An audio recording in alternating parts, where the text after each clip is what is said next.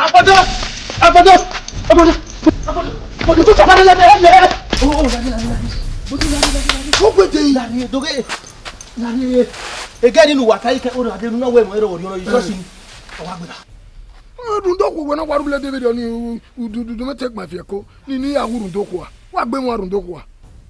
a woman toast, eh? Moya toast, or toast, eh? Any time, you come here, toast, eh? Hey, what come and walk by and work it over you? Marshall walk by there now. What's that? You go one way now. My plan is you talk. I will make by your tour, woman. I want to gay. You know, walk with an opportunity to woman. What I know. Do you come and go? Mamma logo? Even my plan is you talk. You don't want to hear go you back where. Who plan you talk? If you have friend what a moment you talk, when I am with you, when I am with you, woman, you talk, no, mamma, you talk, but what will let you, where to stay to boy? Where to stay, me? Hey, what's what time you're coming now? Me are ready to continue. Hey, Mogo Park or discover if an Jacket or you go a London brothers or two, honor to continue. What to stay, me? Can we tell say Kibasun? Agbondo, we were here. Walk up me where a walk where Urian and Mina. We mean under the way, where Mamma Bay. La no do I come everywhere, my logo. What's the walk up and roll you? What when you are? Eh? You know, okay, about never cook back. Never Lilia. Oh, Yarriva. A deep Yarriva away. Where? Yarrow, you quick way, Gakia. Okay. Well, I go when I'm away, come on, we are co wagoto. La young, do you have a no come eh? Where touch your own, you, or you'll be a neighbor. If Bobby could be you out here, boy. Hero, you were, I want to just on ya. And what am I who I do have bit away. Muso, about the quirky, a man of work. Who's also the film, eh? That's the way. There are more of you, eh? But to work me. Well, where I go when I met I will go wagoto. La re dene yala de bonula la ya bonia we una e ma me gbe a o ma ya koko ko e ma me gbe a we a de we no ko e kan agugo o kana ki ma me gbe o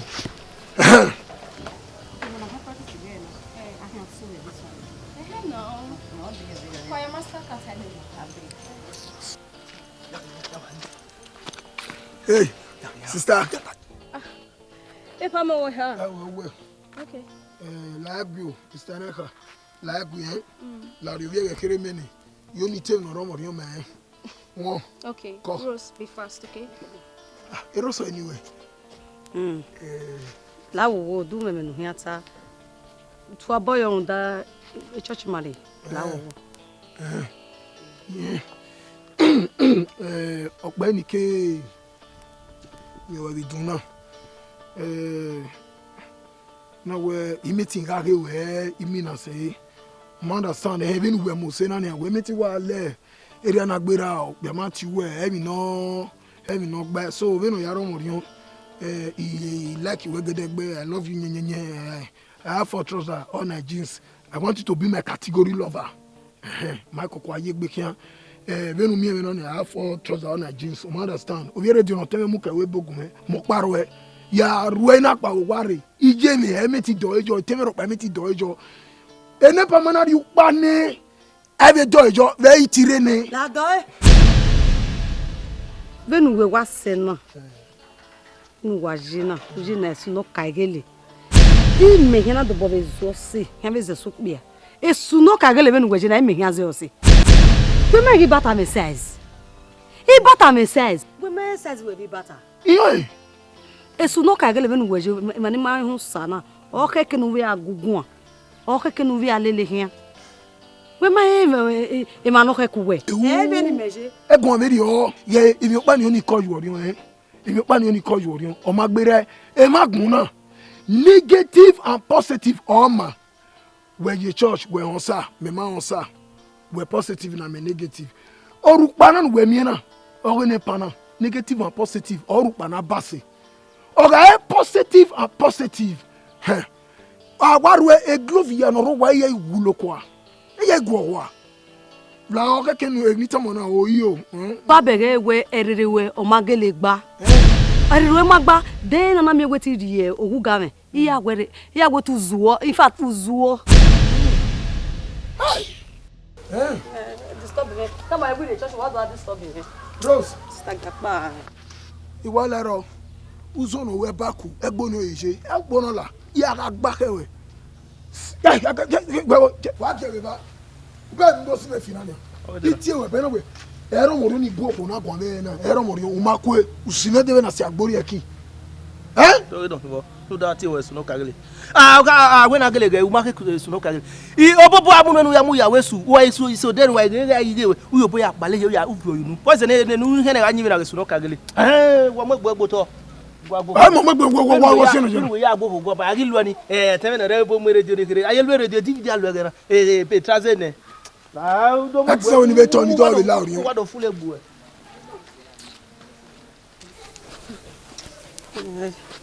Hey. Ogile ahama weba. Esuno kagele ni. Ozo no mama ni. Esuno kagele dani. But when you make a girlfriend in, imagine that. Can you imagine? We what here esuno kagele. Oma we no get girlfriend again. Any year was in we na ati eni ne. Emi dana. Okpe mu we mu dia ahama we yin we me we. Oma se no he ya ati eni. Emi dan. He dina glewi imwegbe ne here settle down. Here marry. On no ma saverio. No me judge e ya homem. Me no me judge. Oma gba ni an. Ah, Rose. That is where you got it all wrong. Oma heke no tie pagan. No da wasaloba ta se Aiyoboru no wa we. Ye married do gune ma ni jienji. So pa rude ma ni ma jienji o se ni yenare. Oma mi agboni ma jeve de na. Ema ya nu we wage na. Emesowo ni do e pastor ve de na. Iya kai ikpata viziga. Iya kai am roba. Akido mi osaloba na do tinya. Iya na do anado mi ve de na na. Iya perform a different miracle. Boy, egba na wa vi hana. Through you. Osaloba e ti be convert eh. Rodeme no yes now. No hia ja o ya me ba. Through you. Osaloba e ti convert eh. Ruda o we na iga una mwe muti abani ave not we ba. Una hama una kwe go gya gbari church gya wono na Osaloba e ti rubo ka orion. O e ti change ba ma se no he ya ti e pagan. All it means is just words of encouragement. What can I use? Oma yone. O be segen no saba woni ya hondo. O no jusage. Oma no jusage.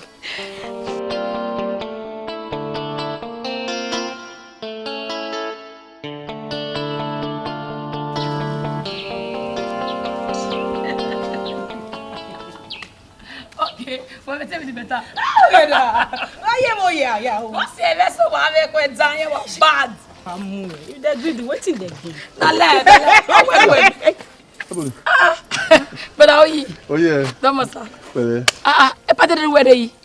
Oh, Nadia. Tevata. We are waiting now. On area office we.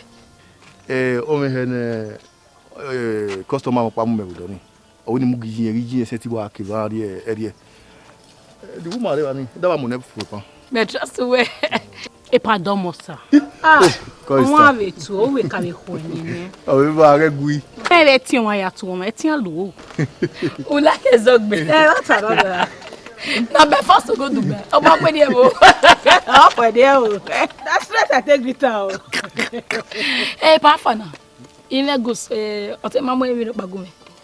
o to gele ka wo me bata ni atevie ogwe but o travel the Germany we are Germany you have your ministry pa o no uma vio na vio gus na vio ni me ya mi go me our business pa for anything for me ya we asusa bi mi gele me mi tag me o de egala Where na again? egana emi ya ni mejo your view ere o te me no de webo egana you view na ni ya we need all of them ya we need them Eriema. Yes, no. Nice guy. Awa be mo se. Ya kwa. Awa mo ja, what here? Now you da. Da ogiba, oigwa fiere. Hey! Itota. Be nu si mefi. Ije me. Iwo. Me wo wa ro vie be oban. Be na me gbowa. Ogele ro vie me sa. Ni o pero no mata. Wo si mefi mi je na. Ije we ero morion, o makwe we ni akin. Oga kika. Ogere ri me magba. Ani o ma mo me ro da mewe. Ba ya fefe no rebu na ni re gbaro ona ma we mi gan no pa we mi wo bo no pa. Oni madam Itota, wọ́n náà dá mi bọ̀, ọ̀wí mi èsù náà kàgélé, èsù bẹ́ẹ̀ èsù, ẹ̀ ní wọ́n bẹ̀ tá wẹ̀ èsù kẹ̀kàn, ọ̀ kàgélé nọ̀rọ̀, ọ̀ní yìí náà gèlè rò yìí mi. Gẹ́tà mẹ́, yìí mi ti àgẹ́ mi náà sẹ́, ìwé mọ̀ ẹ́, just like that. Ọ̀sẹ̀ ta ló gbé, àtẹ̀sẹ̀ pẹ̀lú èsù náà kàgélé náà ti wẹ̀, ọ̀dọ̀ òkè ìhun àbùnú wẹ̀. When I make new way, you are bound to away a year. Who look at a snow kageli, Raja Jarima, Joe Snow Kagel. Oh, what's in a few? I see where you wife as you are. Enemy no qua a wife. I do wife Amazua. Wama walk only women away from her. Wama like Coconi. Abby, there's why Wabi. Me Makamu where. Okun me carry anything. What ye? Boy will be ya lutu to ya gwegwa. Roda ime fe kore me okoni me kore me ko ekugbe kore 20 okay me wo fun. Una gbe ali ko na ya to stay. Wife I want that wife again. Two of you are kind person. Who like you? Who marry you want? Who marry you want no kia bo ni ori mayanu. No do me ti ku emu iku emu. Di mo ka ku emu iku emu. Du mo ka ku emu iku emu. E wata ni. Ah me so ni a. Mo ka so ni. When we was one na wa carry on. Me ra ori ori me agwegwa. Me ba ka mo me agwegwa. Ebe we mo e. Ebe we mo ni a. What bon put there? O. Iso ni o. Itota. Wata ni. Iso ni. Ben we me mu ko ja ohun ni. E try a lot ma work in la fever. Ọ̀tọ̀ ni ma so ni a. Wata ni go ge en me wa me wo wa fara. Pe no ro, we me egbegun. Ọ̀rọ̀ ori ori agwegwa. O wa ma be ri o, ge wa wu ori, we bere you ori o we ri o ho, ge wa ru ori o e tala di an. We no kai. E je ku joro ni. We no kai. We wa godo. Me ta for ma ru. Bere you ori o we. Agwagwa. Wa ge wa gbon. Wa ge wa gbon. Gulo gujo. Ti mi na mi o. O me bo yen lu wa. Ogba grow. Wa je kun a. Egwa. Je ka kun ni. We no apology. We no apologize. We no awo gbe no ro. Bere tade ban ami we usun eneni. Tu ami bo mi re ya we fo. Ho a. Ba so ewe. Bere we. Wo si me fie e boni an ati me ba wo si me fie. Bẹ́ẹ̀ni náà tó tí mi bò wẹ́ má kàkà mọ̀ wí má mú ẹgbẹ́ bẹ́ẹ̀ náà yìí tó sọ́kò bẹ́ẹ̀ náà òwe níjà tó tẹ̀. Èdè àwa rè mí èdè náà wò gbé wá rè kí adékun ẹ wọ́n gbà ọ̀dẹ́kọ̀ rẹ wọ́n wà bìkà máa ẹ̀hún bẹ́ẹ̀ náà tí èèwọ̀ ẹ̀sùn náà kàrẹ́lẹ̀ ni wọ́n ẹ̀ bọ̀nà tí náà wà ní wọ́n kó wáyà ẹ̀wọ̀ gbèsè rí sọ̀nà wẹ̀ dọ́bẹ̀ ẹ̀dọ́ náà dùn kàwọn náà sọ̀nà wẹ̀. Ìwé gbé akíá ọkú ẹ̀wẹ̀ sẹ́kọ̀jọ́ ní ọgbẹ́ mọ̀gò park ọ̀pá ẹ̀wẹ̀ rẹ̀ kó kà ó ẹ̀wẹ̀ wù ọjọ́ ní kà ọ̀nà ògbé. Don't apologize. Who apologize? Ẹ̀sọ̀ lẹ́gùn náà o. Who apologize? Ẹ̀sọ̀ lẹ́gùn náà o. Where no kai? Who no kai? Who no kai? Where no kai? Who no kai? Wọ́n wá trọ̀. Ọ̀ tàbí jẹ́ tàwé ṣù. Gẹ̀dẹ̀ ló bẹ̀rẹ̀ bẹ̀rẹ̀ kọ̀wé dé. Wà bẹ̀ wà ẹ̀fà ọdún wà ẹ̀fà bọ́lá wà ẹ̀fà máa responsible. A bẹ jẹun a máa gbẹ́lú kókó ìwà ẹ̀fà mú. Babe. E broda ni no wo vie mi ke we bobu we dey ni broda we vie mi na no vie ogwe. Oni na no reri e no we euro to euro. Iwa mi amini e. Ani. Broda ni na no fofo ni na ni ma dekun wo de be derio. Ani. Broda ni na no vie mi ku we na. No we. Okay. Oyi. Oyi. Te wa mi amia. Babe. Here. Me wa surprise. Broda me wa ti me fun mi ye vi iPhone 6 Plus gi one of your gun me wa seri enye wa no. Na me broda come be wa be there o we broda me vie phone yen of your gun me.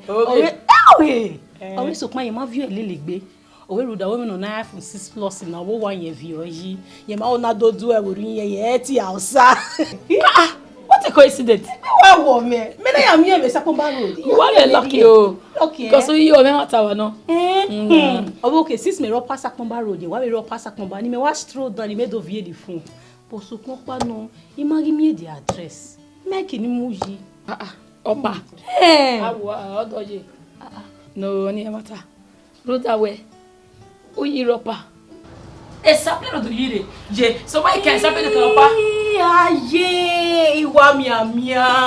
Wewe, ni mana ni ropa ke ni Sapler road. Awo pa ba ya ri be road da. O mi na ya ge ba we wa le opa sapo ba road la ire dia wa. Iwa so to e do take a left. O wa say wa ni wo wi ye je. But that do we Sapler road. So opa sapo ba opa do. No wait because oyi ropa. Ege wo wa se le. Oyi adobo pa. Or in Nigeria or anything or can't even know a store again no. Yeah. Office again no. Was when I'm your secretary guy must have been where. Oh wow. Yeah, your high. With your WhatsApp man, oh you secretary. Always so pan on for 6+ in the TV LLB. Or see, now when you la wonu dey the address many a track e wa. They are fear for 6+ there. Let don't do it. Sorry, no problem. Sorry. When they address no. When bearer paper.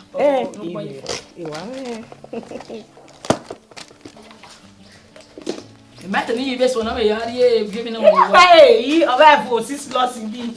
Where I go let gbe that do because everyone say officer not deliver me here. Hey, you take her.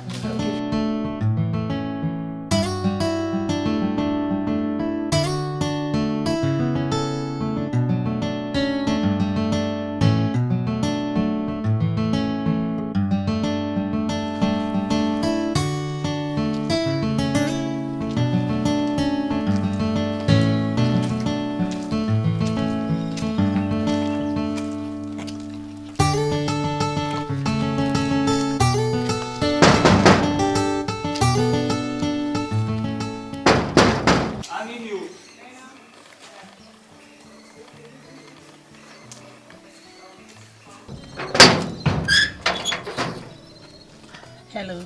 Question. Call Obava. Lawo, am I number 2 Yayi Street? Emano, how go Ineme Mr. Wiye. Mr. Wiye. Oga meno, on go there. Ah, okakabo on every day. Amala one.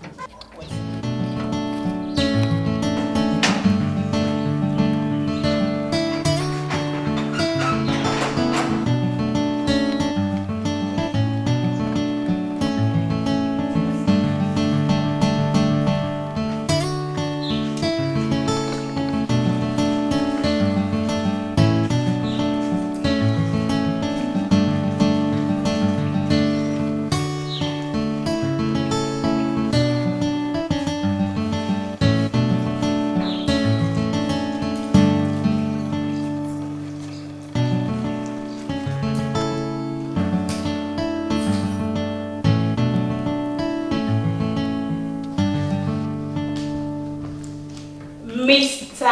Oyi Obava. Oh yeah. Oh yes, sir. Bao ni mo se. If it's not if it's in the car, my way can be before. Of course, my hero. Oma, the other day me work Ebony now. Oh. Oh yeah. Oh yes, sit down. I hope all is well. Kakabo. Baba wa mo say. Well, see. Ebony o tama ye mo stay. Na e ma wa we. Mana am wa we. E na okay o ma dey man be wa ya check e. This me le ma gbera ni make na e do e ma wa we. You say man, I to find out me ma wa we. Oh, nice place. Well, thank you for that. Go yo. Anyways, while I run, mommy be doing. Tomosa. Here's a pen. Hey, Baba, la o we pen at me with be. I'm making we ready. Epa, to go go. Okay, I think we do ta away one bottle of wine on Akuba we one. My one making it already. Anyway, no problem. 1 minute. We're going to Down. Yeah.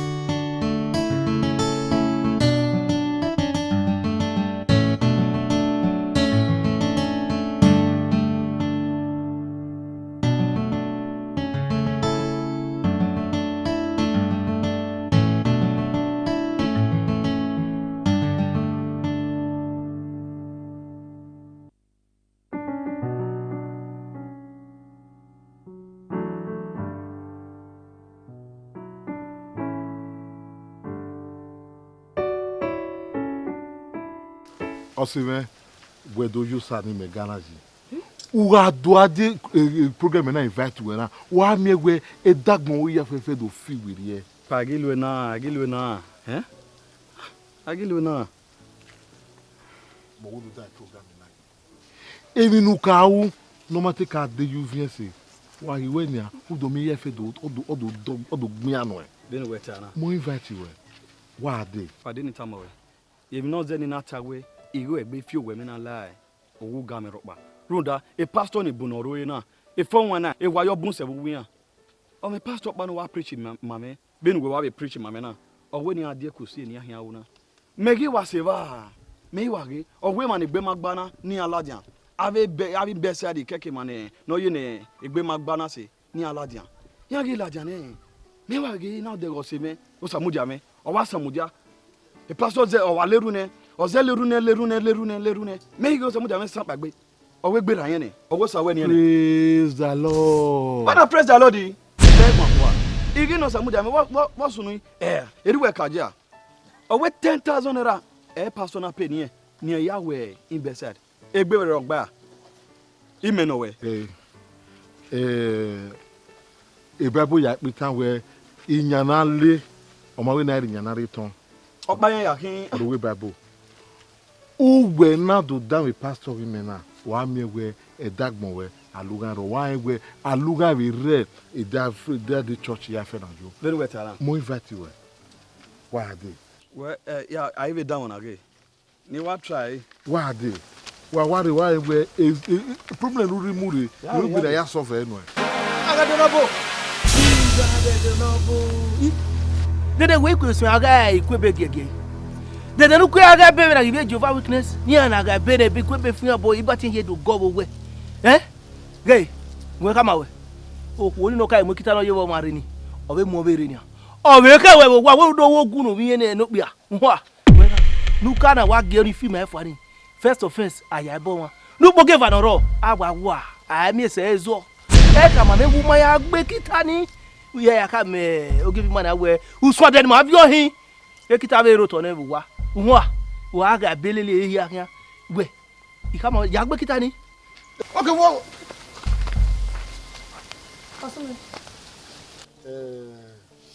Uwa guya. Me to appreciate my. Oseveno. We again me mana e yusaji ni na ka ru wagbon. So iwa wa we lawon bo, wa we degwe, wa me gede gbe ni na. O bi wa dekita wa yi gede gbe, wa gbe ma wa bi rio. E me me yusaji. Supa me ya yusaji na na. Ina do me egbe ari na ni ma ga we gani. E mi no keke. E na fi we rie. So you give me gbe do so ni na ka ma we no. You say you know, no going back. Oh, no, why, Honsana, no, baby, don't make a key, we're waiting me winning. I've not done over winning. So, Mam, we're hanging out near. We are Burunian no ma, in never surrender. Very only, I won't also no second way, or making a second year, you near me figure. Understand? After me, under a Bible with Tassero where 2 or more are gathered in my name. Ogun wa gogun na wa gogun. Ogun wa boya se tota. Ogun ya se tota gbo e. Gaga gbo ni mi progress wa ki. Any me progress. Umorima. E ja gbon my progress union. E o kun abi. Umorima. Let me aband you.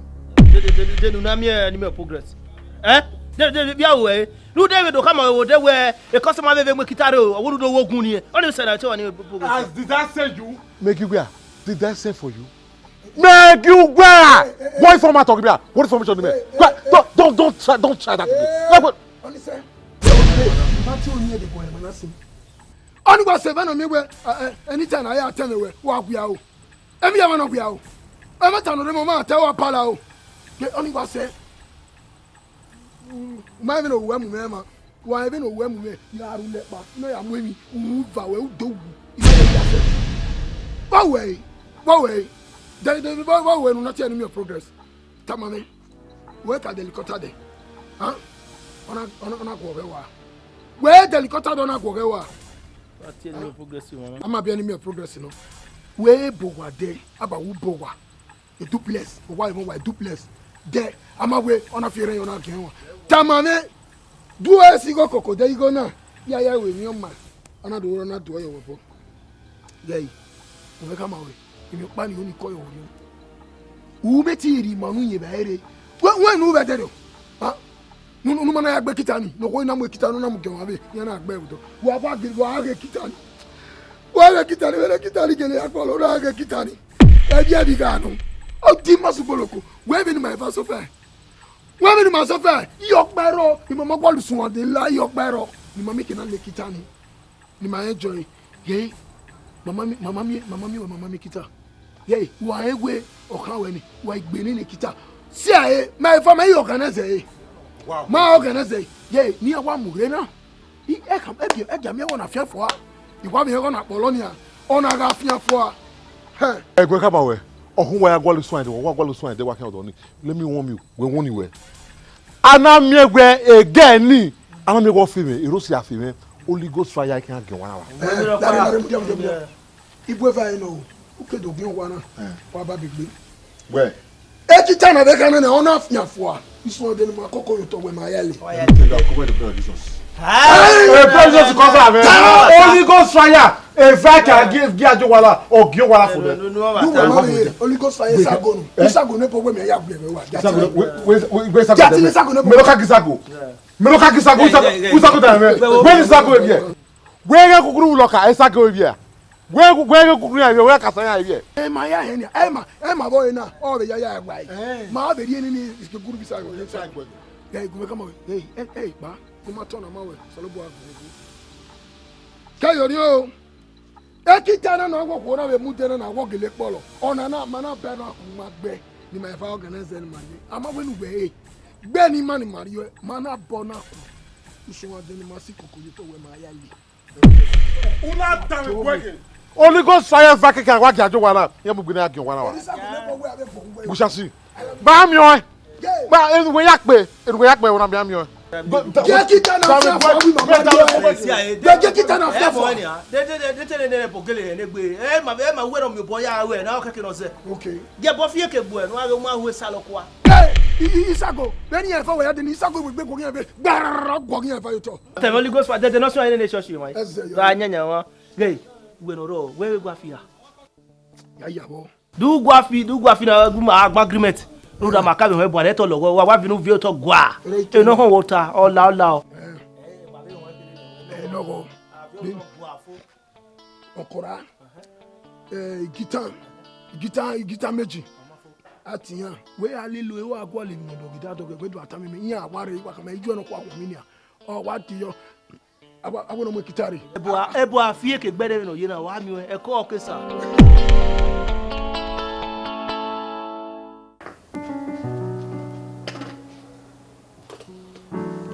Ne mata.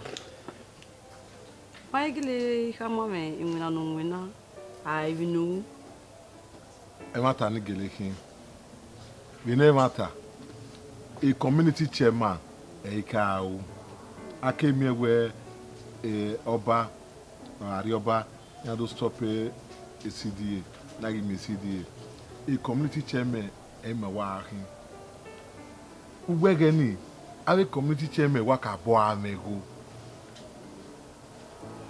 so kwa eso bono ya jo to ya mu moto no kwa we ni gwegwan na ya ma $70 imoto ni ohia tikwiti yin bai we ni buyan de segeni iya ma ho so kwa we ni mega aje imigo we community chairman ni u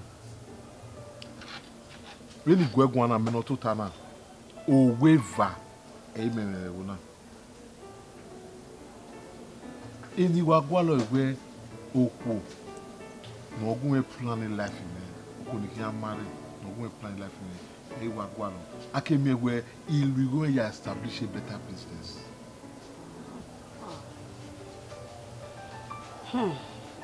Why ya wa gwalo ewo Rose,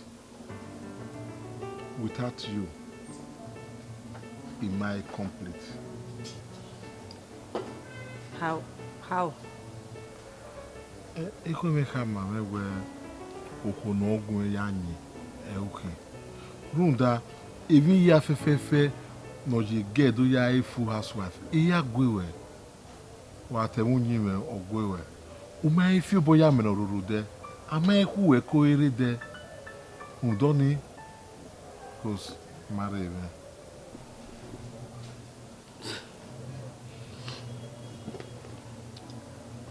Oh man. But on one condition. No bo. Just no bo.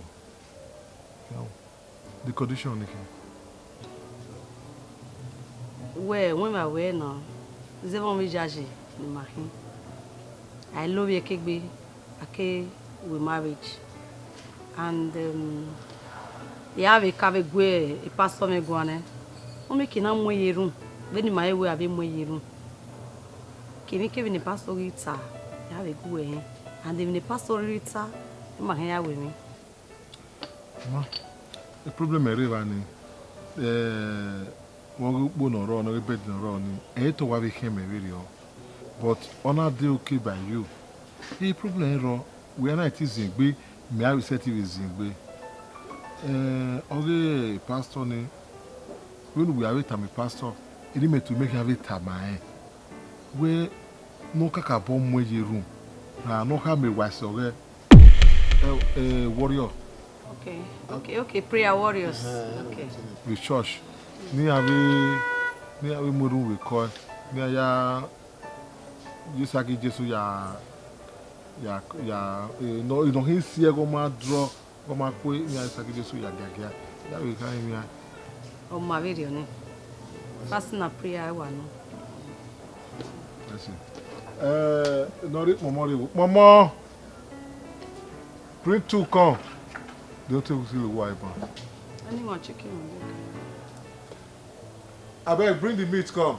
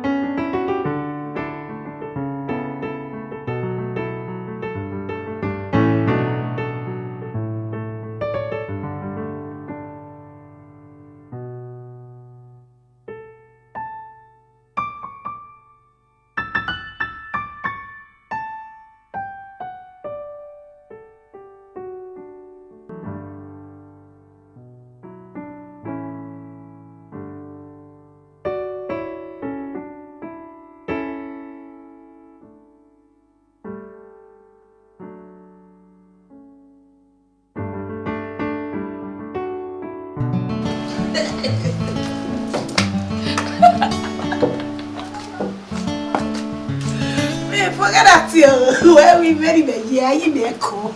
You are if I come gather. Why are wait. Oh where people go.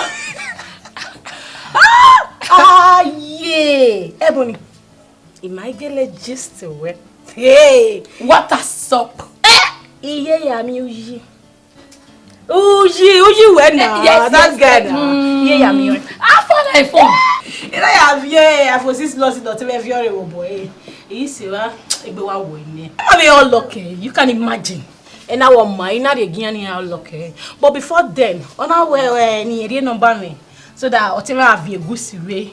Me make na stress egbe me adere. So you what you for you view wa based on everything now. And I exchange a number based on sharp girl now. Where in me I see you now. And I exchange a number. Hey, my sister. Ye phone tie gbiri. Uyi tie me. Go. Evata. Uya. Wa very za.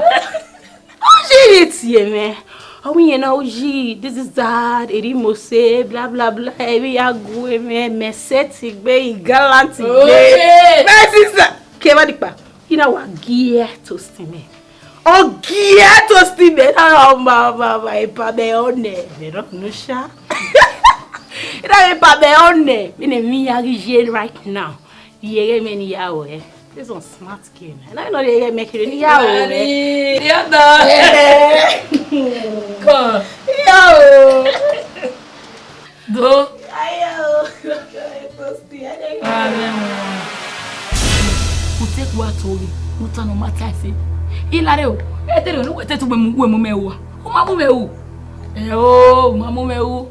E when he was onu e me kon no we better. When you understand, we are your car. We are your car. Calm down. He told you God for. Calm down. Where? We ma go egwa. Go wa get us in. We ya traffic get e beg me ya. You know when you view bagwa o, nya gewe. Omudia o, I me here gbenu ya get us na. Go no ma so to begunu. We na go with your man. Make us to you, God forbid.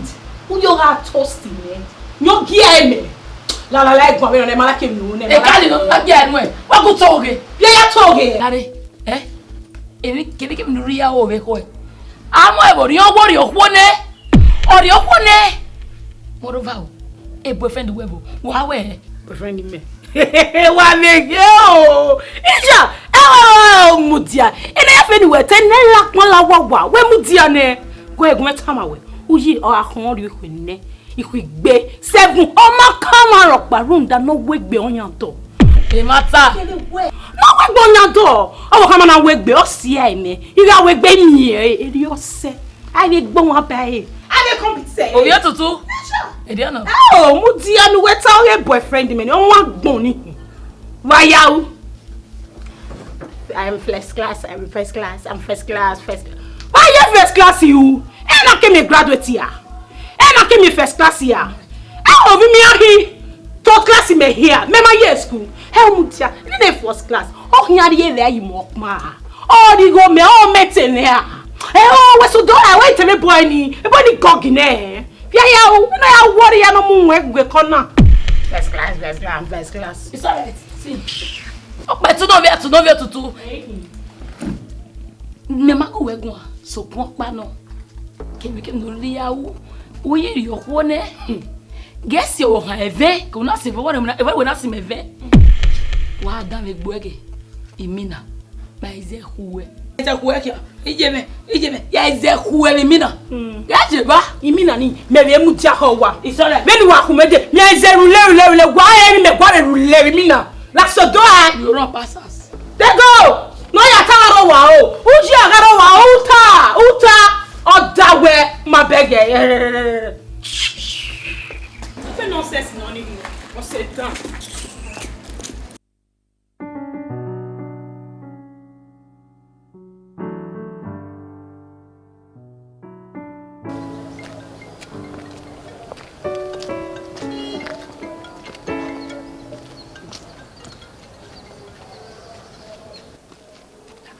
Ocupo na ibiti meji. Hello. Maris. Walking. But we are ye. Yeah. Wa ko no me keji. Me mata mo we mere worry. To se pe nonsense na re. Ide worry. Ovi oti ye me ne kiri no wo. Oti ye me ne kiri no wo ni we bere are. No we journey. Me whatever na we bere are. Ide va ipo papole ma udo aye ko this of me wa ye wa je. Maris. E cultural center very worry. Where? Cultural center very do very worry. When am I look where the cultural center very do ba o ke Maris. Ah, e wo mo na. Maris. Yeke we. Yeke. Ide worry. The cultural center very do Maris. We be yeke we. O me go be yeke. Oh ma. Eme we vina. Ona e worry no we ya.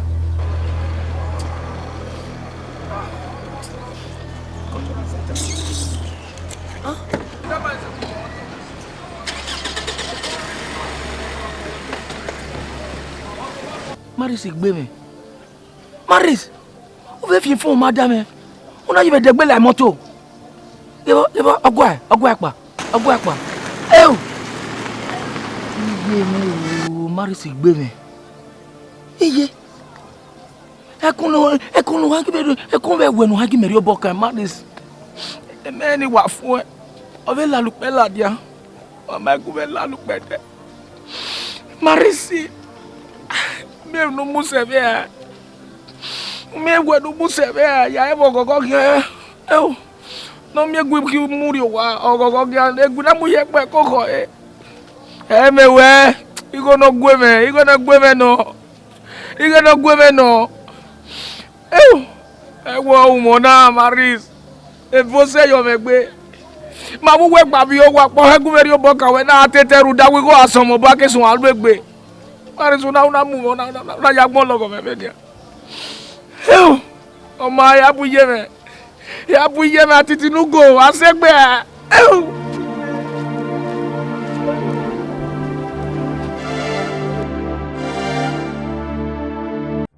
Maris.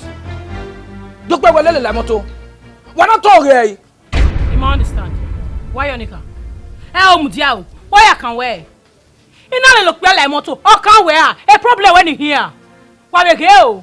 La ma kan pa o. O ma kan pa. O kan ni ko me yan lele. Runda. O kan no right to take up a responsibility me. E igua lo. E ti me nu je. Ja. Maris. Awo, ọmọ be gugun abi me gugun Maris. Where you go? Maris. E wo to na. Dokpe me go ve na ori ma we kan me go ve de na ko ya. Woni ya kan me. We kan me fene. Ka fene. Osa we se o ma re do na me ba na. U da bebe awe ne ba bu on. E ba won mo e. Wele. Am ya o first class graduate o gugu na. Won ya go na ya le. You know where you know me dem go na ya lo e na we na mi on. You know me there. But really le dunya fe in fact a relationship na o kan ni. Wo le ti ba bi ba no ka ba. E bo e bu se mi ya kan. Ya ki were ya. Wa le ke o. E wa dey shoot you also. Iyan dey shoot you also yan gwaligo. Uri ma wa azu. I be first class. What kind of first class? What you gain?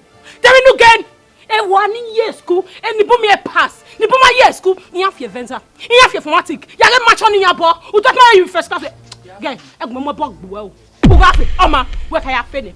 Let's shoot ni ya also. U ga ife no bu mi ade ya ni we lawa. U me we a. E we gbe le won. Le you wa. E gbe le won. Eye.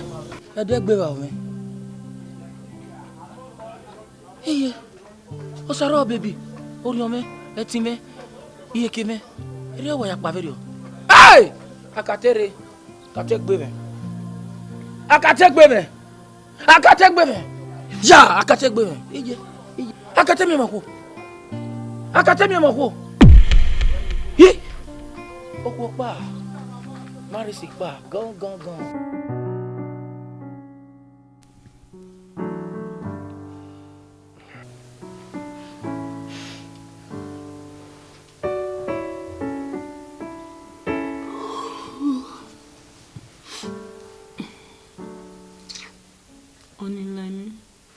Yore ne?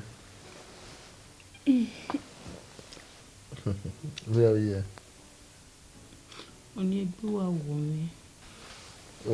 Bẹ́ẹ̀ wẹ́ àyàn ló mọ́nú dẹ̀. Oni ayan. You are confused. Confused? How?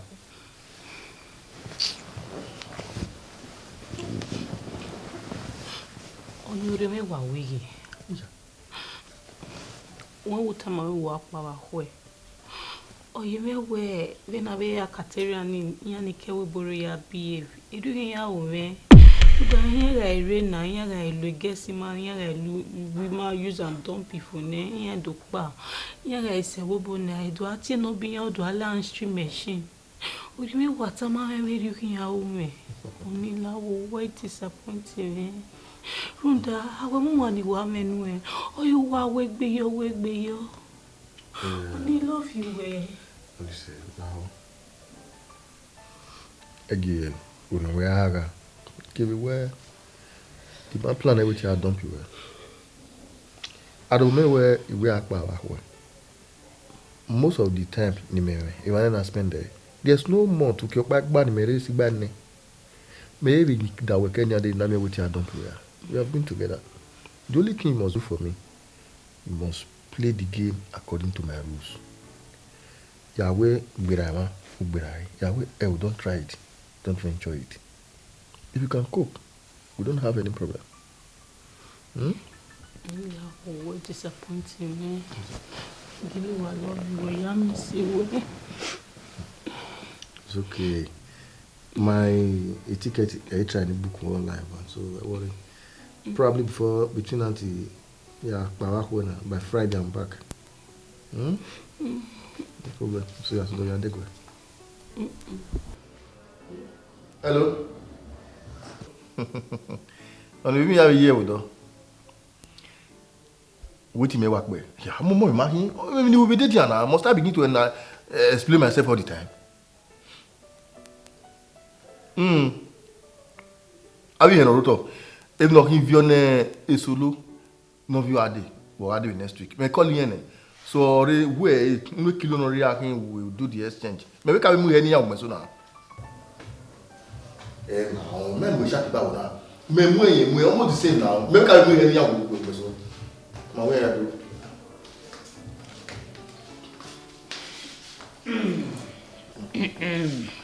Baby, marry true nena. Yeah. Since we're true nena, we get lawa. You got hockey binano. Make it now yourself. You know where you carry last day. Why we last ba? You must get do na fear. Last door, you make na massage we see. O my we be when I be na gwa wo.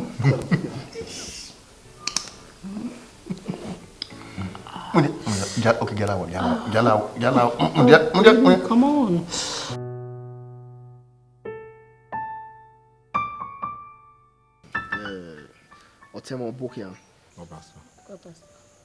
Rose is one of my best members of this church. She's the most dedicated member I have in this church. Yes, so every time I hear me door, that when me brother, you know who you are. Search your heart very well to see if you are really ready for this marriage. Pastor, also me na rewa na de na na. Ike ka bo wa mbugbe. Imugbe na yare e. Di me ma mbugbe. Be ma rewa na. Ni wa ka ma we we ni wa go egwa na na. E family we wa mbugbe village in ma kan traditional marriage of. Mbugbe. Well, that's nice. Well, if you say a wedding date in Rose, you'll get back to me. Okay, Pastor. What's it, Pastor? Brother, Egu, now what are you getting money? Yeah, I want to discuss with her. I'm going to go. What's it, Pastor?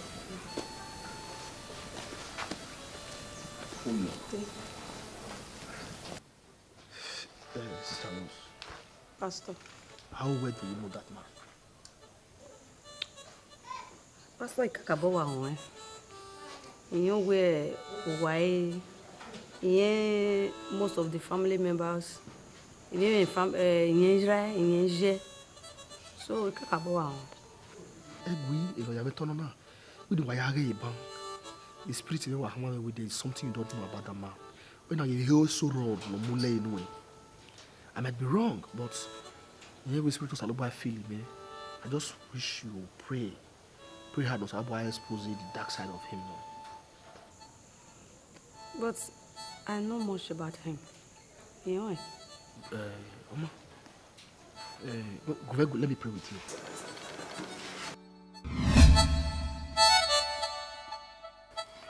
Hey! I don't walk kwaji. It's an hour kanji. Oh, me mama we ari oko ewa ne go TV zago se. We no go give you man day na. Where you talent where you talent. And we talent on what demu. And you know what we don't know karala don't know what demu nia. What demu? What demu? What fall in mu na karala. They no robber. Don't run my back. See, I go back where, go back where. Here till our kata open my, kata open my. I will eh, umerati no open your eye. And you only work or you wrong. I when one run home waji. But what the rag be Bobby Arun way. I when I want him wearing, huh? Walk him wearing. One macane. When we are around here. Runda many a tana, a mataro. I mean, you took a tana, a mataro. Over time. Over time, Maramwe. You get a you. Mabel wa yawe mai etu wa wo kan no we e Christian yin etu wa yawe su yagi ma we su wa yagi ma su wa mi ma na enemy e ma kikin ma uyele le ma wa o ma nya ma e fa pa o giro kedere aje ma yemi gwe a no ari o ma na we break enemy ma break onu say o ma gari wa da si ko so wa na nya gimari wa gima celebrate gari go jo gari o wa na ya danyo wa ga e pungwe gun e ni ya ku we go wa wo pa e akana aga se ba o kan agi awon kankan ba be sure now aja gwe go I dey close before agbodo o be agbon we ni wa gogo kankan o gari ogun wa we gogo yo kankan o ko nu we yunu pono ki ya ni obo yo maso obo o iso obo ni o kian we ya we kankan ba amafian ologo we dey okomi enye opi agbe opi amenye okogbe so penye ma irie adiba for mo uzono we baku ugbe borio yeje unda uzono rure we meti kon adidogbo wona ni be no si me meti di okoni na me ma meti di ye ugwi mayana o ma bi maku dege to ma be rie na ya agwe gogo o ana teminu tana opa ma ya ye hinia kegere ko be amu egbon so webu aka odo me nwa o ma dongle wa kiyen wa pare ohun Bible will tell you if you cannot beat them, you join them. Bible will tell you. What an Uruguay. Uruguay. They cannot go. Oricon Power chapter 4 verse 8. Article 4.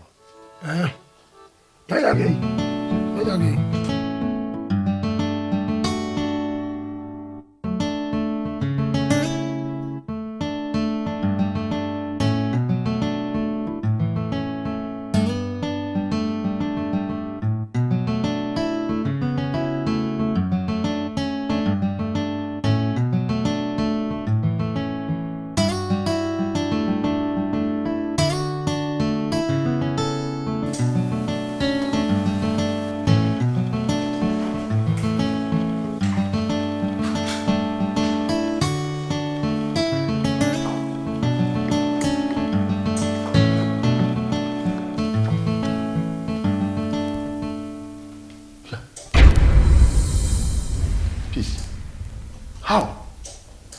No matter me in Nigeria, what happened surprising? You may call me time no way there. Matter more with in Nigeria. But when I surprise, you can't take good time away. Tama you ban ya good time away. Una see me, una see me you there? What good for nothing girl? What that make be? In Nigeria we very now me. Ewiri. Imam mi gwan kan. Da fo ni nu wa. O je le wo wa mi amele baba na. Eri agbata o je le wo wa mi anu se ya ni ma wo egba se. O se ni ma gba se be wo ni ma je wo do ni. Okay, abi mi go ni kere na be ko ya so mi wona na be ko be je na. Wa pa se ni o pa se na Utobia mi okpa na mu e ma ka wo ihuna ni no we na be ja na be mufo wow egba over my dead body except sunu me ti ara gbon no ko we no tori ewe yo bonere esunu awa gay ori ye no ga ta we isolo of yore whether they worry Okay.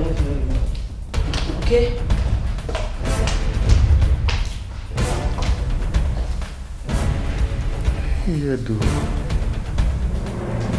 Yeah.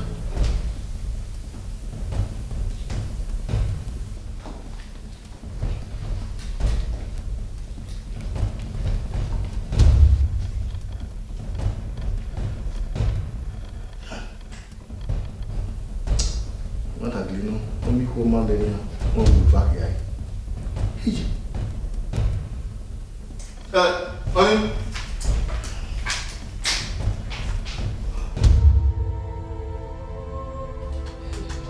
Wàá ta na vive. Yeah. Oi bue viena. Egbe meton. Bonyo egbe. Oh. Yeah. Ya tama we na. Meta mo bia meta mo ko. Ko be. Ose vive, ose. Ebi no ri ya ton egbe on ke no fori won. Ise o. Ise je. Gumego. Oh. Yeah. Ya tama we na.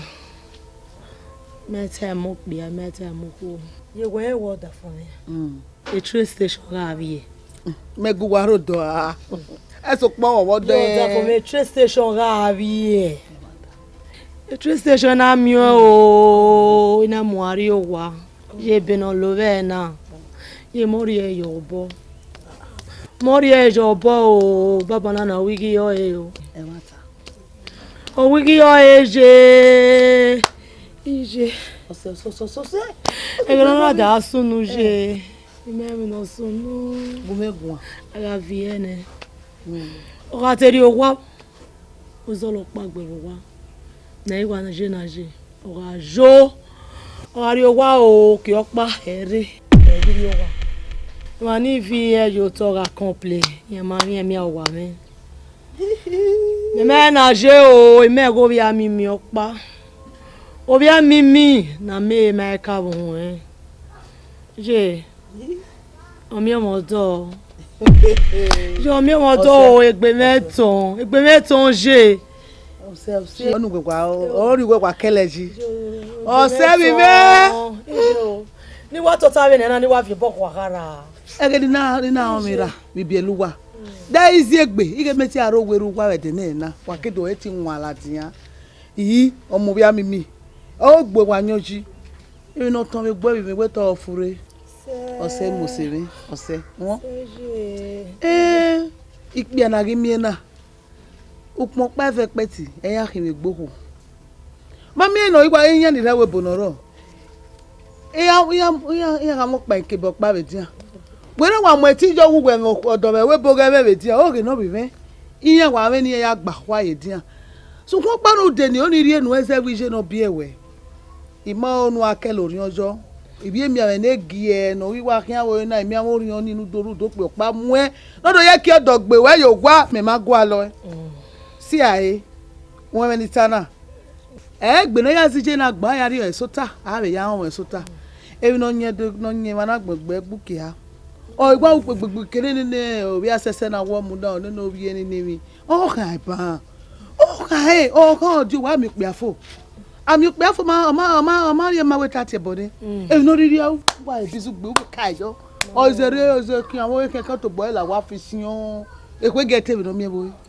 la o be oi gbe igba paka bo gba paka go mo bi e asese bo go iku e o obi asese igwa ri o gwa go e o ye na ye o kwa go bi ajuko umi o ke vi ponoro gwa fo o ke ju tola we ha o je gwe ni o so do we ki ha yo to o be jo pa de e do ya fi no ro gwa fo gbera imi na o gwa ruwe wo ton o do ton so ni ya to ta kini no ko nu we na la wa we ni sama we na lari mani ju ogbo egbon na we ni sana gbe meton je ege iton mo gbe meton je o fure mi we tere na ta so pon logo ologo je o logo je gbe meton no funa o se o ga emi nu ne orin o ga fi ohun eni kino ri aje o je were ya bu ya ti wa won oni pa mi ari wa nu ari bayi won me gbe me je won me gbe me o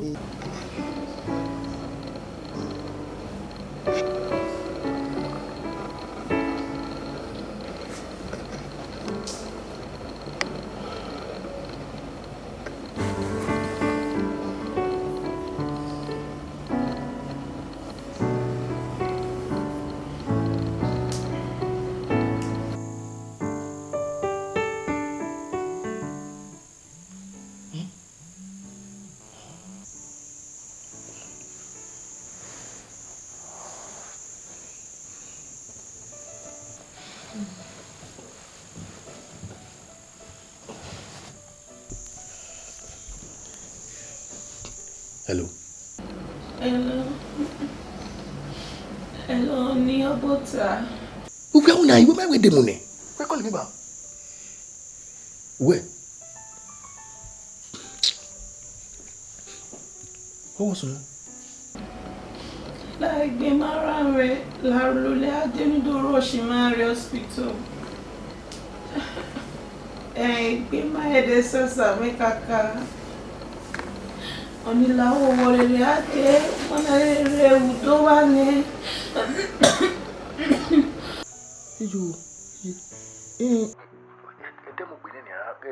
Wale call cabman when you do move. Yeah, you so what no make up. Hey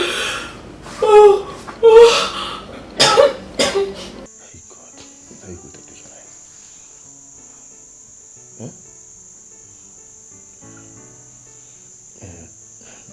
Hello, Oma, Ide. Oma, where's it call? Where's it?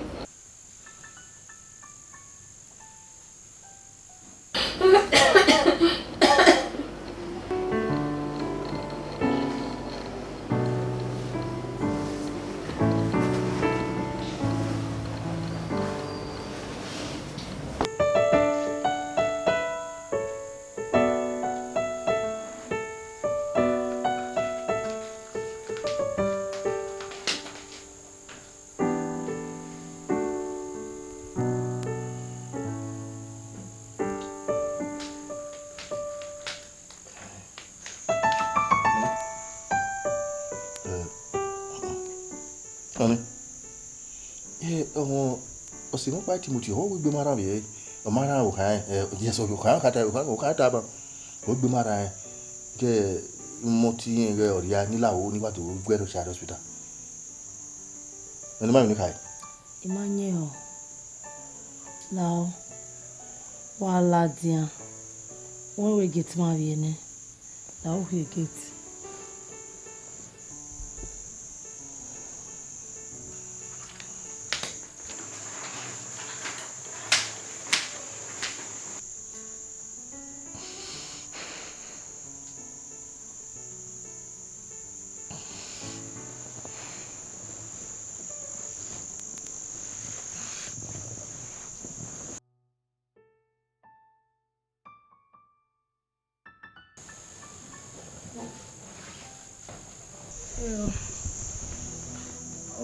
Fona ije aponije na iragbon oni wa mi ọmọ ọ̀dọ̀ peace to be peace yore owe ije apomeje na iwa rowa oni wa me oye for ya control wa me o je me when this egbe ije maybe awo o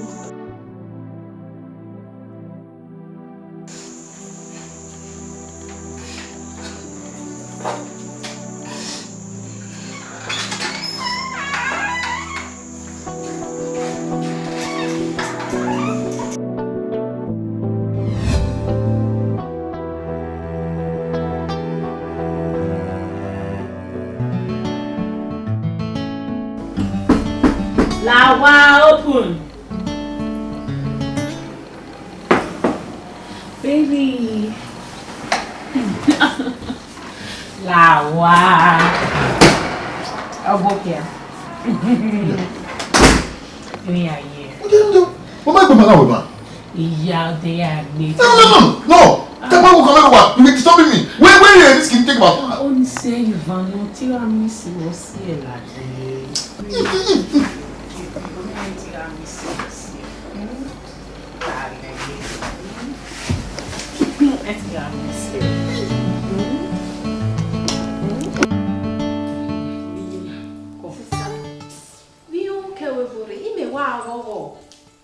so for pano me we ma plan na ja yeye ne na we de ni eta ye me nana Bogita. Oye mi. Ìgbéyàwó àwọ̀ mi. We expect to work here time. Ọgbẹ́rẹ̀ till now, ima ye mi o to ero boy. Aro ne. Amata. Sister, we are here na. We are here Mother de. Imede ye yo we.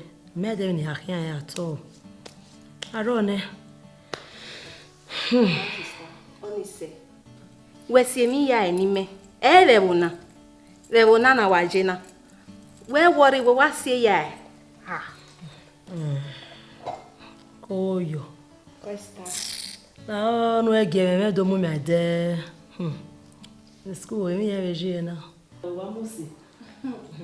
Now yese. Gele da ati le school ati si ami we wa ye won we no wa musi na e me de ko no school. Sister, hard work you went on na. We me even we. Ya you ye tie be sha o. Awa mo ye be. Sister, we make pa yo worry. Opia ugama. Imu elelegbe, ime wa kalo here. Mo do ka we o.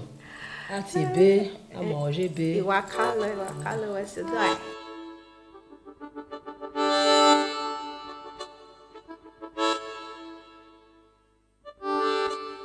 Honey. Mary do.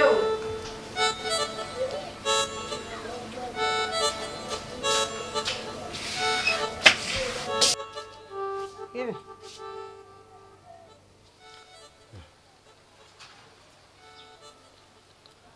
I think I can't go on. Original kaka, original strong one. We are not here. Keke. Why keke yawo? Okay. Fever worry, man. Fever. I want to be a fever here, and I will block you. A fever here, man. So you are turning your route, making a one. I want one on our your class. I want to go. Ine route egu we same. I may say it with the chemical content of we route ni. A route in a chemical. So we want to kaka work be or better with that in one why your fever what to qua. We na mana mi judge ne manu te anwe kaka. Yeah. But root is medicinal. A root to no e kaka. We are to kaka a root to Nibania or work with the kaka content in a row. Or I can make a can. So be no one with us where Usalubata where a bin or wana we or jay your Nmaya bow rigby. Or woman no set ya can a yari on a yak bow will give I or one at your bow and it is daughter. Oma, ni are you go? Original work, am I original?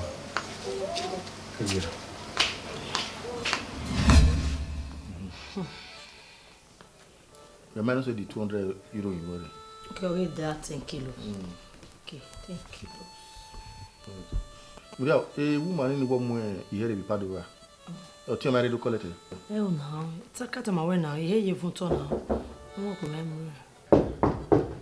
Ali! Beno, Maris.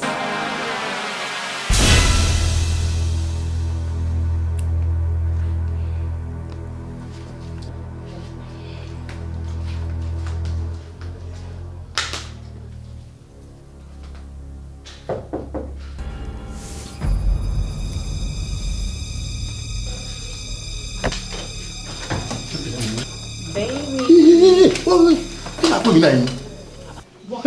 No matter what walking me around. Walk away around, and so. Oh, Mudia. Oh, who are you? Who got up? Hey, Doy. Oh, how are you? One year demu. Demu demu. Oma. You know record. You know. Eh, who here tell me or who we me work baro. Oma e magbaro. No. Oma, eso no dumping me. O lo we na. Oma lo many nyanya we no like. Why dumping me? Oh, you might have waited and dump you. Just that you might like and not barge into person uninvited. On what you should have called. He may barge into you. I'll tell me he barge into you. I'm sorry, maybe slip of tongue. You have to allow who even looking.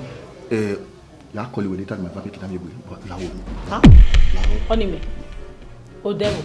Oh try. Oh, but they go no so nothing. No. You might like it be nonsense now. You might like it. Yes, stop.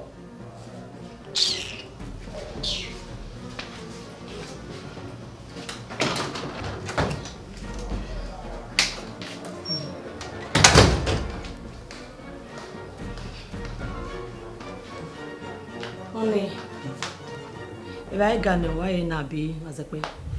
Where? If I got no why not be na calculator ne.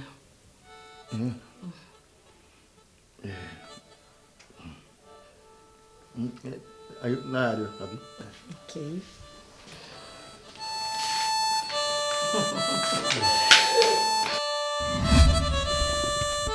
Aga ye do no pe a. Ehin.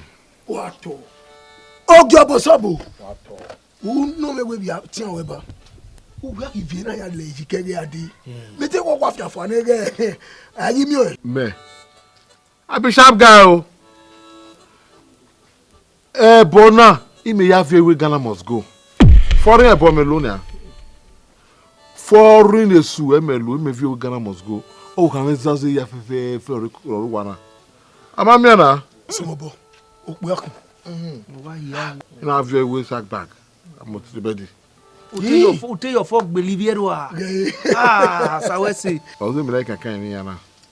Na la ni agui. Ni me go yibo. Mate uwe wakpa ne ge. Ade imi yenye wo. Me. Hey. Umemia we emi na me aya gwale mi na me.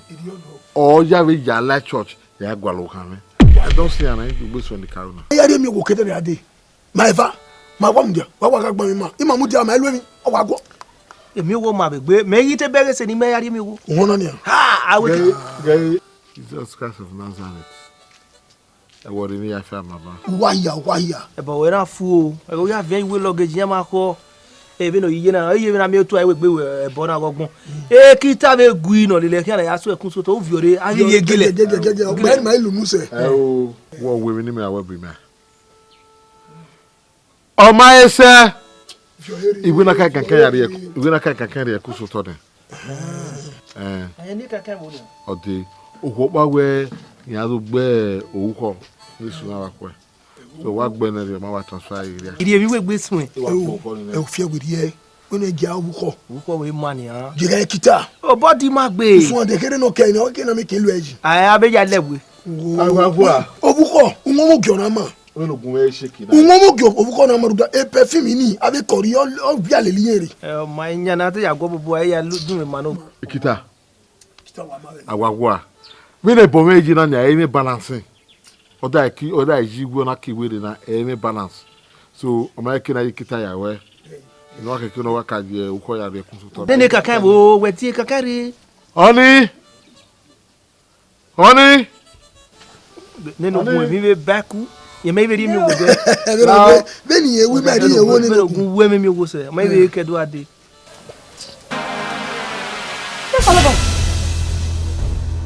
Ena kwa mine.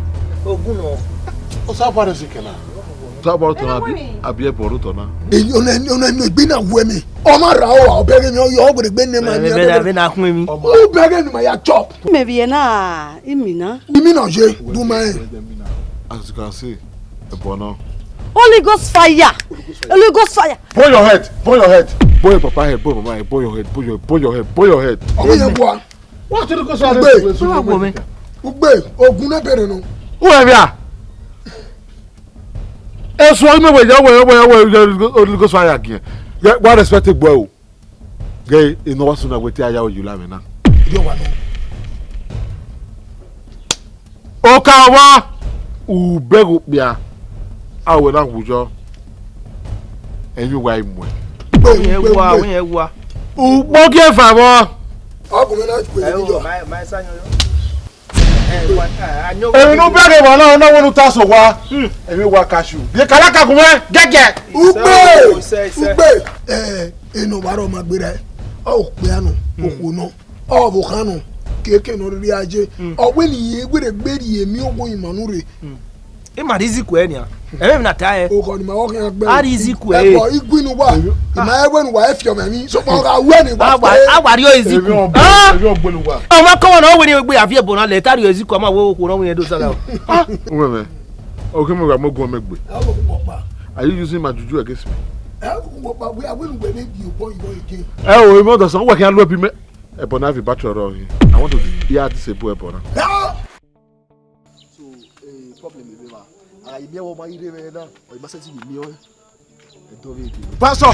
Pastor, àwọn ọ̀nà ẹ̀mẹ́. Oh, brother, Obokia. Hey! Point of correction. Yeah, brother. Igi o wa kin. Uti doctor, native doctor yìí. Ipo bobo we na pe. Imo mi la yen kete. Imusago yodo. Ipo bobo we na pe. Wa kin address me as doctor. Now, then where anyway don't even know what go boku. Hey wa kin. Obo ikin. Now, obo ikin. Temo je me very o. So kwa o jano se me o kaka bo da me. O jo jano se me serio ona ti esu. Esu no kagele. O ti e na we. Akemi ewe bomare. Egele bomara na baru bogede. Abaru bogede. O me lele ni maga lele na ti tradition ni maga lele akemi ewe ebore. A tradition mani. Mana vie ya le yo to te bedi mana so ale loribo a tradition white man only a tradition man ma velele maga lele ne akebi egwe bore ba te mo e je me beri o so kwa oni to mo se gbe oni oge no ga anyi ona ti o se me esu no kaigele no ro na we awawa brother ma only say point of correction I will regret him my brother give me away fian ohun e we dan wo ge e be try no imi ame obo kan me no imu go yo ohun ne uga gbe nu we ni tinu mi e ko na e bo ya fefe olele mekia e bo panya ilo olele mekia in do see your church na wa wo ri ogwa ewu me church itowe ma we ne ayi yame ako mi la mure to ya yame akwakwa ibo me mi e retu le o kan do wa ne wa o ko wa to ya re egun e can you imagine Sister Rose we hear that the man ali live at the church in a way spirit him away ma agree in a way there is something about this man that you don't know nevertheless I mean you know so about you if an case e ye worse so here na so ba ye fiya go ye we get border away when you kai wa so wa bana mo sorry we wa play low ya ni room ya we assist in prayers okay we worry ko yo yo wa so wa bana mo sorry we dey let you won pro di aye wa be ti be ya ni room ko yo dey worry na because sabi wa na so sabi ba ye fiya go ye ko yo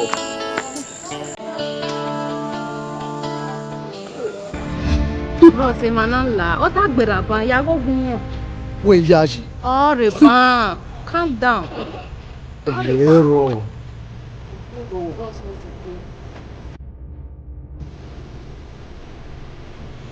Je va dege. Yena. Aye.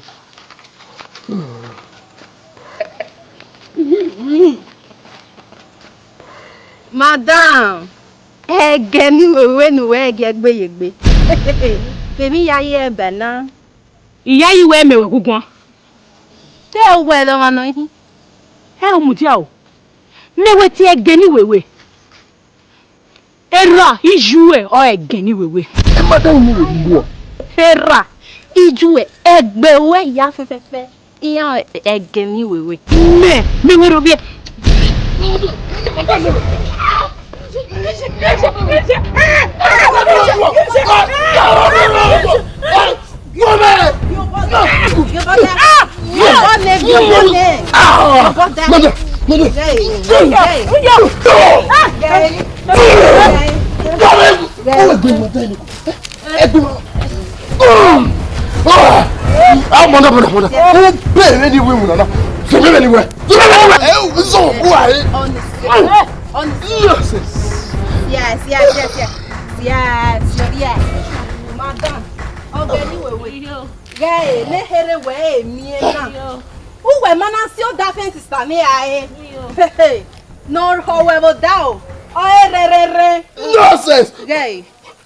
Then your panic.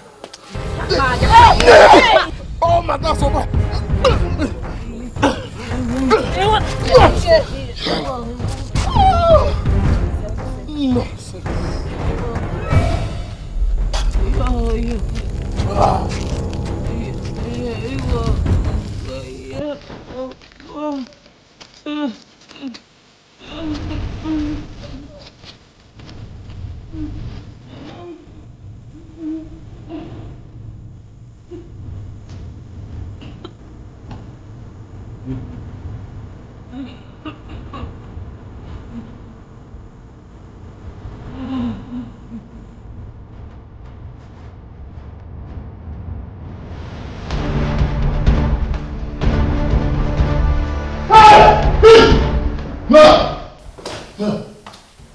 Why you won't die?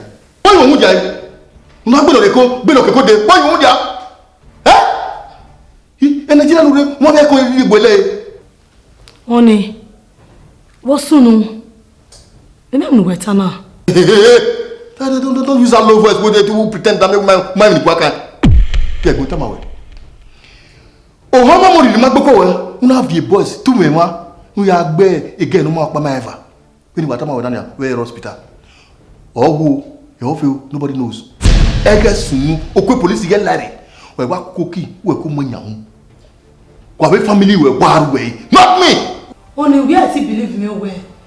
Me mo boy na no sunu, me no sunu. Then you don't stop it. Ime no sunu na, imo bowo. Eh? Uma ever always stay away from Uyi. Don't Noela.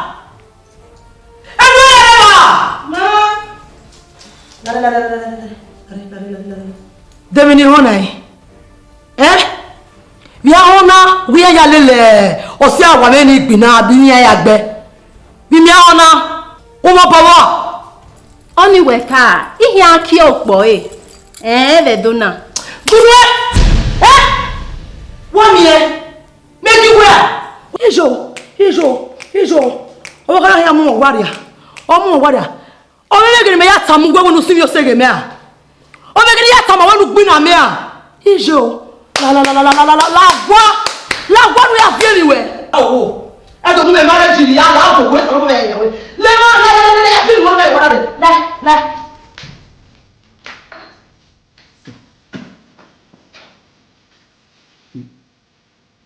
Inte mau kimi mai kwana ya.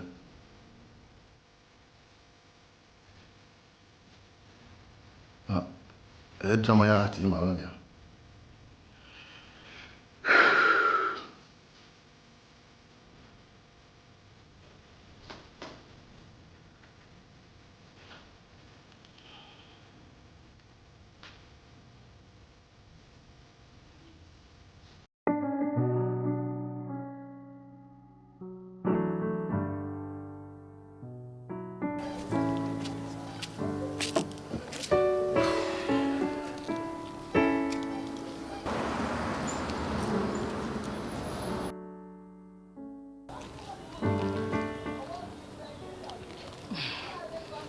Semeko.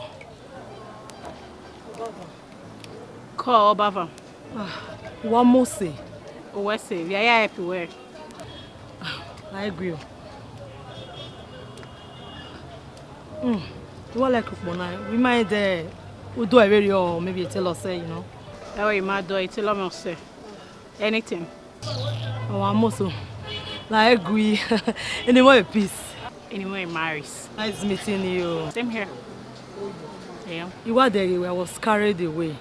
You know, we are nowhere to do now or maybe to say. Oh, yo. Now, we might there, why till you number women, so that one of these days, If you call your wedding and need they go in. Now, why not? Amana.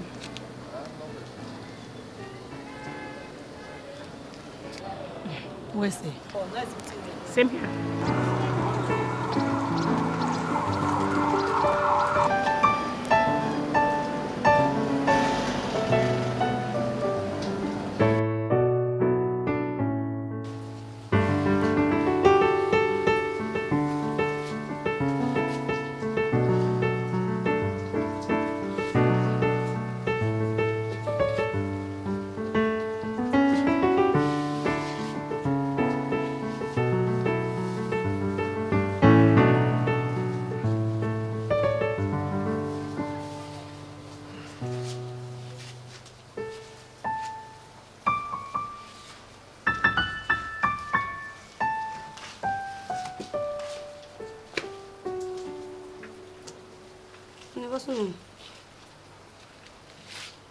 What's no, we are the ma get a go. Why can you hear it? How am I? When was soon? Actually, no one so again, I CDA chairman. So, a community of women by the neighboring community, and do am as so, as though not to lead to Binanokwa. Who would Binani? I don't even know. We said of here. So, as well as the lack court. So, ever since a courtman, as a courtman, we ever since now, a lawyer met a man where next week only the final judgment, and our judging matter in the case in the Majiga from a case evidence down here. He must have here. Oh, woman believe. Amen. But again, none of us know Mogai the CDA chairman. And CDA chairman, you see, CDA chairman, you be where Mogai will believe, because Mogai power is not the same. I have your back. We go. I have your way, no, you hear when time we na. So, ma, Ima so marry. Imagine me or anything. One on a hammer.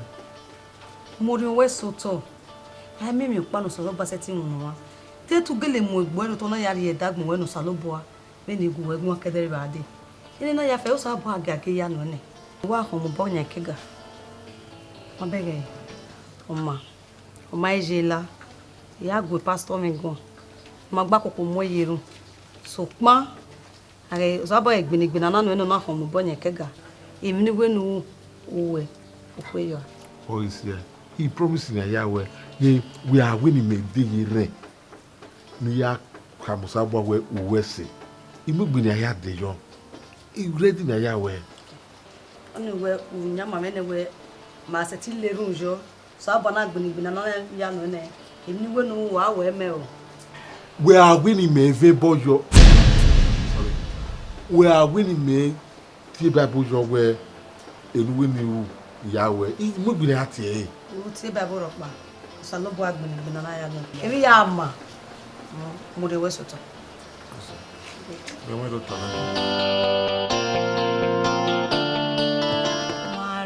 Maris. No more say. Listen. I really have to thank you for everything, your assistance. About your memoir was so tall. About me now, me, you want me a good fashion designer. Near Tim Morionia. Maybe you have a panel, with Africa shop in there, have customers, my friends. Yeah, tired now we are good designs. Oh man, you want to marry or ever man. You want to the measurement in way, they need you go no. Who are women? Where see? Where's the kakabo? Iya, oni se, o se. O sa wesi. Ni wena kwa mimi na. Mo keke no kwa mo. O yeda. Ro de mi ya fe no e ume. Gawe po ave designers no vio me to ibata egu. I mean no one no one na we wan luga mi ya fe. Oni emi ropa. Eni dede emi ropa at all. Ko yo. Wesi. So wesi. Oma, e won egbe wese la. Tell mommy, like I want to know a little more about you. Like your love life and what you do for a living. A graduate again, so yeah, me winner for the now. And I'm a girl, yeah, at least you're straight. Okay, love life, you know, raw. On my clear. Anyway, what must I say now? Oh, my clear, I you same way.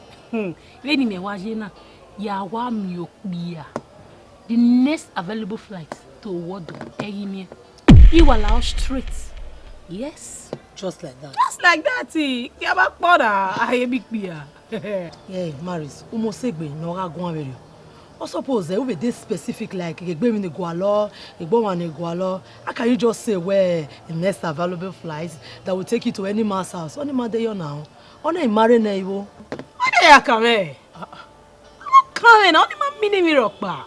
Ija. What on na? Mami ne mi rock ba do so do. Like ona marry no mo wa ni makan we. Ya kai me. Oh ko tu verie. Oh ni ma ono ri kwigbe o makan we. O ga me vi ma ya fe yo work pa. O ma be mi ne ro pa. Yes. O we gboyan do na. O ko ni awegbe o mi e mo do. Ya awegbe mi o ebo e de be mi ro pa. Maris no ga. Maris. Oh ga hin. You know what, Jenna, you know where money me right now, eh? Oh, what good? Assignment enough one again. You understand? It was so done now. My was the most and walk by to what I wear and my way no be my do doni. How about that? Don't know here, I must say. Temata. I said no, say, okay, why to a warning me? Oh, my Jenna. Yeah, you married me. We never need. If I go here, we boy, I go for the house. Marisi noga. Marisi noga. Oh God.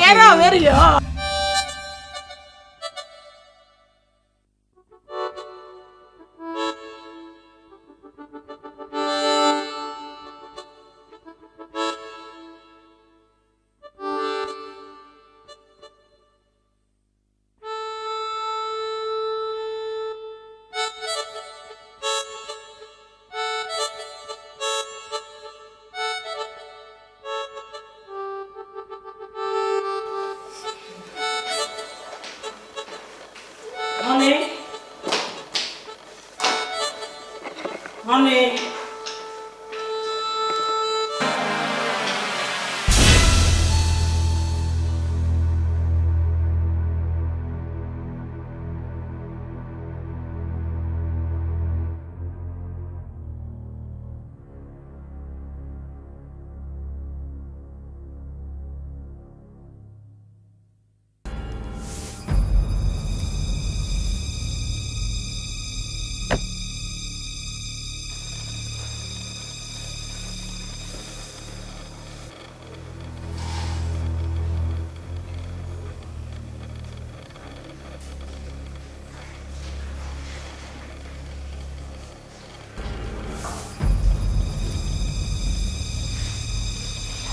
Honey!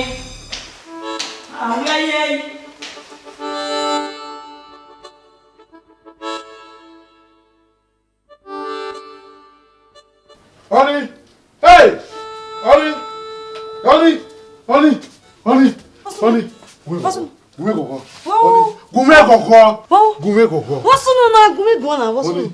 Hey! It was a court. A judge wala there office.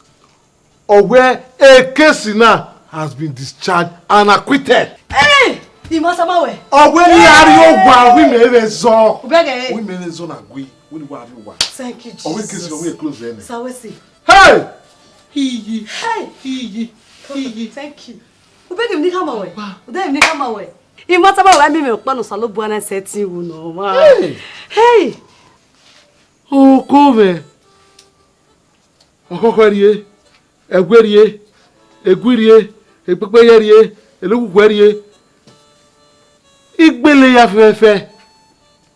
Ye ma seti kaka ni gbe yan. Hey! Oni senior e. Wewe osaba kedo gbinigbina na no o ve me we emni rere we no wa nwune kesi na wo aweme. This is the time no here women. Una yi megire. Ave bo we ni ya fefefe. Awu we be so ni na we ave bo ni ro pa yin emetin. Emni ama seti unu ro pa osaba na do we. So ya ha me pastor me no do via we bo ni yo wanare. Nurupu saloba no mame kina la owi mana. Ni mame kina ama la goda ono so no. Hey! Apa we do ga gun ewu. E a we re bo we ni avia we we okoko no wulo ni avia we gbegun me alive opa we wo. Waje keji. Nu weri e phone we nu we call pastor no mu 911 ade. No do ya avia we nwe ni on ware. Iwe ya ke. E metin gbe ya. Egege. Oya move. So sabe si.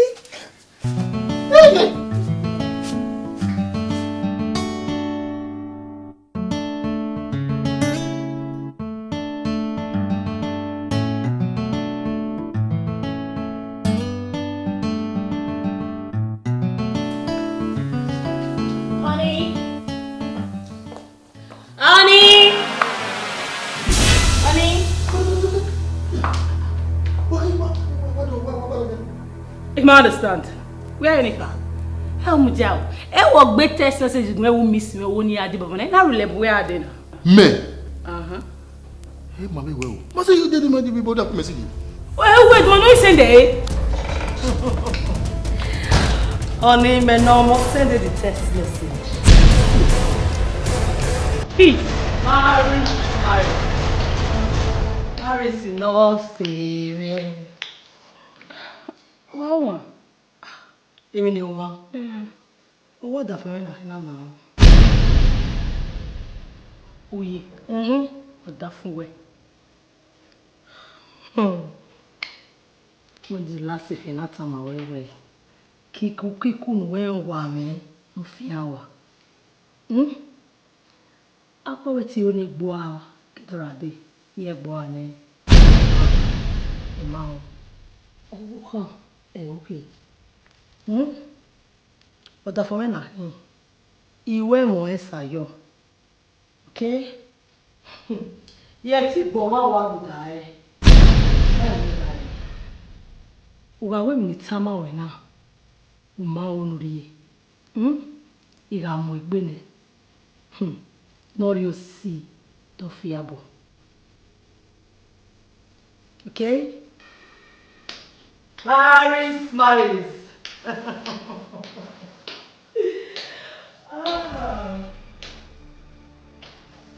Why you? Hey, we are not here now. No more the buto eh. Who message? Maria Tiko. Who message? Matiko. The only phone me I enjoy concerning you no can wait ever since then. Oh, where seek and hide that you lay where oh near no coming na la wo. Ya da boy. But when you give her and you never return over, so I don't want to offend her. Kiku mako, zero no time, you have to stop to it. Now, let me see your back. Onime. Oji. Oji muda. Me marries. Oji ma we ropa. You go now, please. Oji me ma we ropa. Those are wow. Ma we ropa. Ma we ropa. Okay, mama. Yeah, we very good. Oji muda muda. Oji.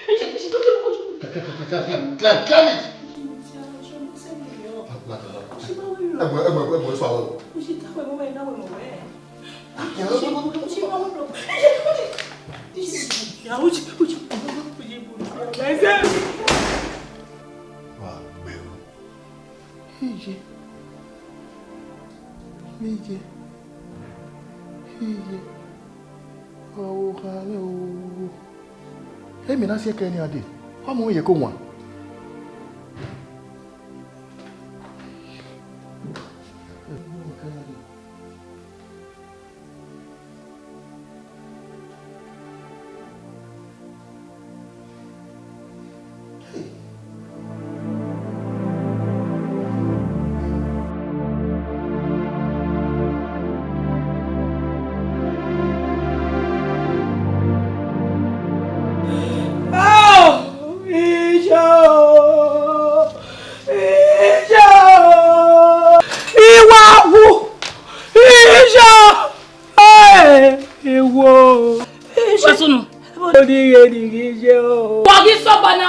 Ne mata mu we. Ima kama we o bo mo ya do le mi o ma ji. Jo bo we do le bo da yi we Wo wa gwa. We gwa already made. Gwa already made. Udage na. Ariyoba mai we se ni. Ari scholarship ni ni ha. America we je. America no jo we. Shame on you. Wa de gbe sun ni ha. Wa do aso we isoba. Wa isoba. What happened? Don't have a scholarship in there. When I want to jai. Oh, Saro. Oh, Soba. America gije had a scholarship in there. America is America no job we are ije. Oh, Saro me. Ripiera no. Spoiler no. The father they made. Me Saro. America. Hey! Hey! Wow. Iyo adageba o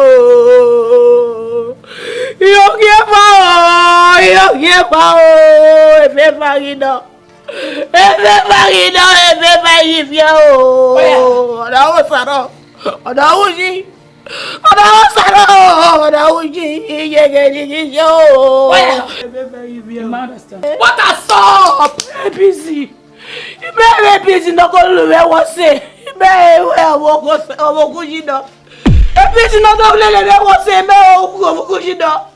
you know me a text message before the baby the one. He so wa a busy give me a busy owokushi. Yeah, manager avec pa. Yeah, na kule. And I never wa. Okay, no. That no happen. Why you do like that? Okay, no, you have to see my video. Okay, no. Babe. Hey, so. You may be a good idea. The many are a book. You may get one idea.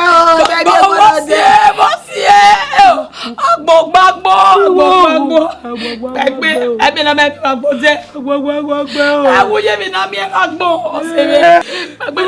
Back with a lower. You are four. My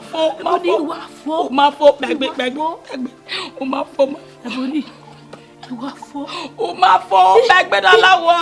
You are favor. I give out.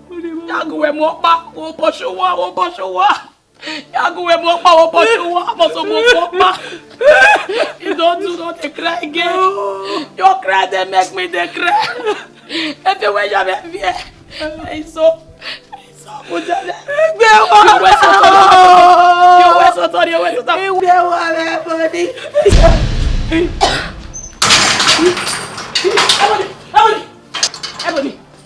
Everybody, me know. What boy? You cannot eat your cake and have it. Emi yes it ya go where. Agbona ta ga kekere. Me yes you where. Ya zoso we a bad person. Dagbe mi o wa. Amen. Wo fien o. Everybody.